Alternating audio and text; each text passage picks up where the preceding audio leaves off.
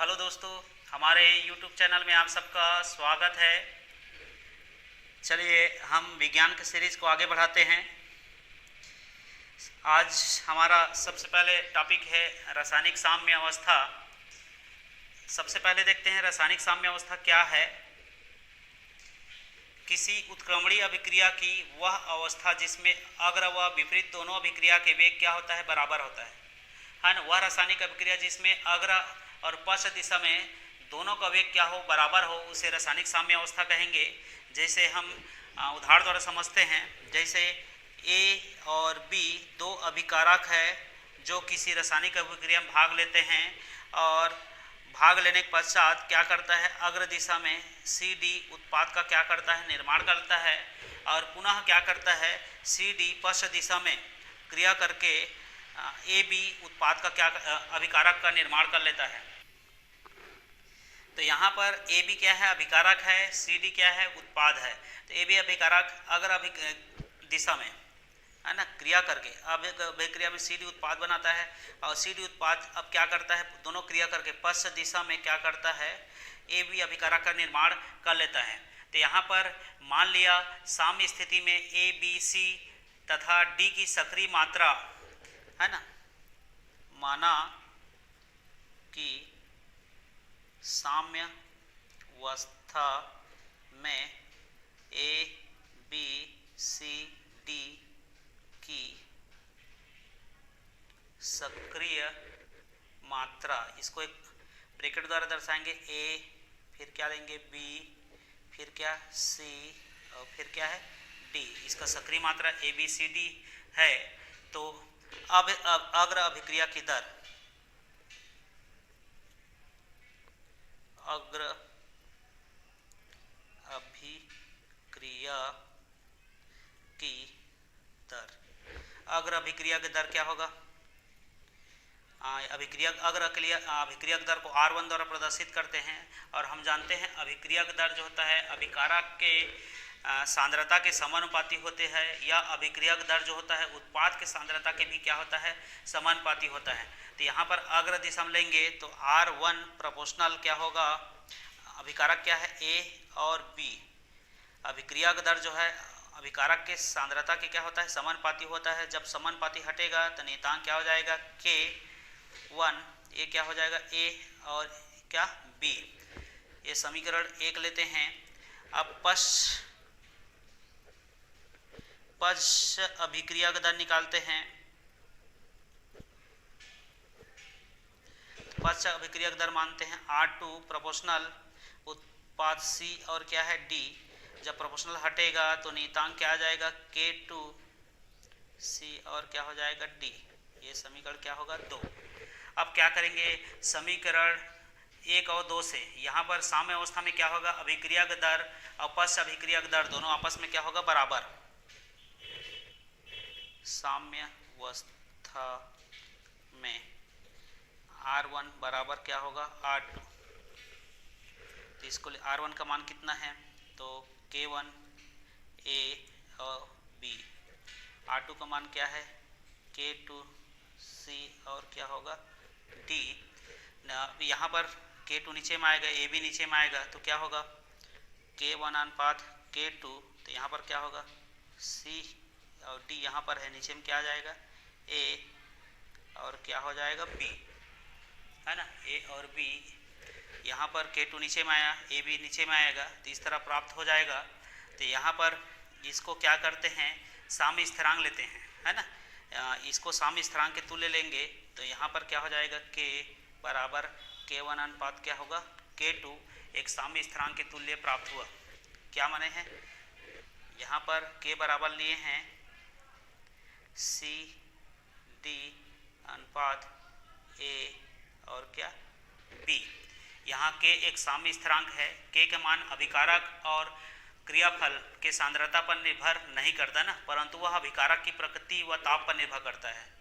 क्या बोले हैं, K एक साम्य स्थिरांक है, K एक साम्य स्थिरांक है के का मान अभिकारक और क्रियाफल के सांद्रण पर निर्भर नहीं करता, परंतु वह क्रियाफल के प्रकृति और ताप पर निर्भर करता है। यदि किसी रासायनिक अभिक्रिया की ताप बढ़ा देंगे तो अभिक्रिया का दर भी क्या हो जाता है, बढ़ जाता है। अभिकारक की प्रकृति मतलब जैसे उसका दाब लगा देंगे, उसका आकार बढ़ा देंगे या उसका सांद्रता में परिवर्तन कर देंगे, है ना।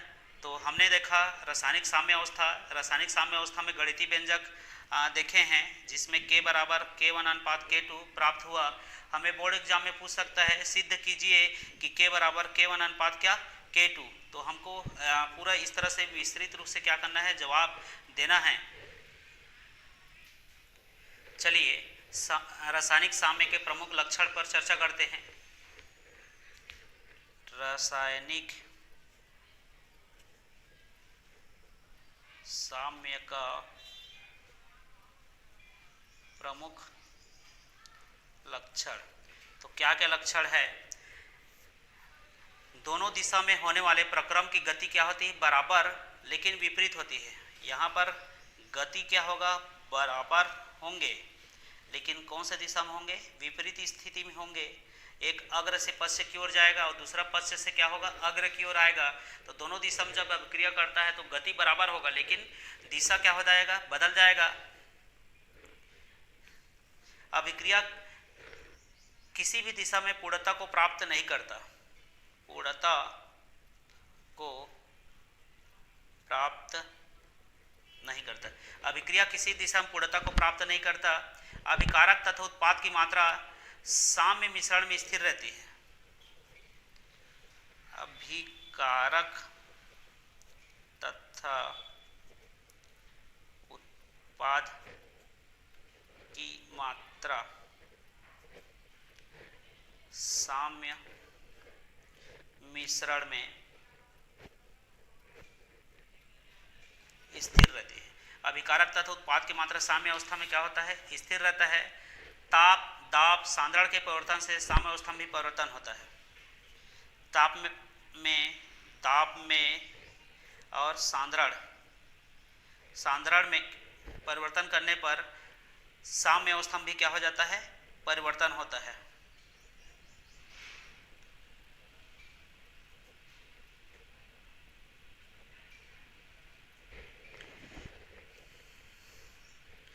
उत्प्रेरक की उपस्थिति से साम्य अवस्था परिवर्तित नहीं होता। अगला है उत्प्रेरक के उपस्थिति से साम्य अवस्था में परिवर्तन नहीं, ठीक है। उत्प्रेरक की उपस्थिति साम्य अवस्था में परिवर्तन नहीं होता और साम्य अवस्था में निकाय की ऊर्जा क्या होता है, न्यूनतम होता है। निकाय की ऊर्जा क्या होती है, न्यूनतम, ठीक है। इस तरह रासायनिक साम्य का प्रमुख लक्षण है। क्या देखें, दोनों दिशा में होने वाले प्रक्रम की गति बराबर लेकिन विपरीत दिशा में होती है और यह कभी पूर्णता को प्राप्त नहीं करता। अभिकारक तथा उत्पाद की मात्रा साम्य मिश्रण में क्या होता है, स्थिर रहता है। ताप दाब सांद्रण में परिवर्तन होने पर साम्य में ही क्या हो जाता है, परिवर्तन हो जाता है। उत्प्रेरक की उपस्थिति से साम्य अवस्था में परिवर्तन नहीं होता और निकाय की ऊर्जा क्या होती है, न्यूनतम होती है। तो हमने देखा रासायनिक साम्य अवस्था और रासायनिक साम्य अवस्था के प्रमुख लक्षण। तो पुनः चलिए रिकॉल करते हैं रासायनिक साम्य अवस्था को। किसी उत्क्रमणीय अभिक्रिया की वह अवस्था जिसमें अग्र व विपरीत दिशा में अभिक्रिया के वेग बराबर होते हैं रासायनिक साम्य अवस्था कहलाता है। इसमें क्या होता है, ए बी अभिकारक है जो किसी रासायनिक अभिक्रिया में भाग लेते हैं। जैसे जैसे समय बीतते जाता है अभिकारक की सांद्रता क्या हो जाती है, घटती जाती है और सी डी की सांद्रता पहले क्या रहता है, जीरो रहता है। समय के साथ इसकी सांद्रता सी डी की सांद्रता क्या होता है, बढ़ते जाता है। तो यहाँ पर ए बी की सांद्रता घटते जाता है और सी डी की सांद्रता समय के साथ क्या होते जाता है, बढ़ते जाता है। ए बी अभिकारक क्रिया करके अग्र दिशा में सी डी उत्पाद का निर्माण करता है और सी डी उत्पाद पुनः क्रिया करके पश्च दिशा में ए बी अभिकारक का क्या कर लेता है, निर्माण कर लेता है। तो माना कि साम्य अवस्था में ए बी सी डी की सक्रिय मात्रा, यहाँ पर एक वर्गाकार ब्रैकेट में दर्शाएंगे इसको, ए बी सी और क्या लेंगे, डी है। तो अग्र अभिक्रियक दर, यहाँ पर अग्र अभिक्रियक दर को R1 से दर्शाया गया है और पश्च अभिक्रियक दर को R2 से दर्शाया गया है। तो हम जानते हैं अभिक्रिया के दर उत्पाद के सांद्रता के समानुपाती होती है या अभिक्रिया का दर अभिकारक के सांद्रता के समानुपाती होती है। तो यहाँ पर अभिक्रिया का दर R1 जो होगा समानुपाती A इंटू बी, ए और बी क्या है विकारक है, जब प्रोपोर्शनल हटेगा नियतांक K1 आ जाएगा A इंटू बी। समीकरण 1 दिए पस अभिक्रिया की दर के लिए R2 proportional C into D, proportional हटेगा नियतांक K2 C इंटू डी। अब समीकरण 1 और 2 साम्य अवस्था में रहेगा तो बराबर होगा, अतः दोनों को बराबर करने पर R1 बराबर R2, तो R1 का मान K into A into B, R2 का मान K into C into D. तो यहाँ पर K2 को नीचे लाएंगे तो K1 अपान K2, यहाँ पर AB को नीचे लाएंगे तो CD अपान AB हो जाएगा। यहाँ पर इतना का मान क्या लेंगे, K लेंगे, तब यहाँ K1 अनुपात K2 बराबर क्या होगा, K प्राप्त होगा साम्य अवस्था में। इस तरह हमें रासायनिक साम्य अवस्था में K का मान K1 अपान K2 प्राप्त हुआ।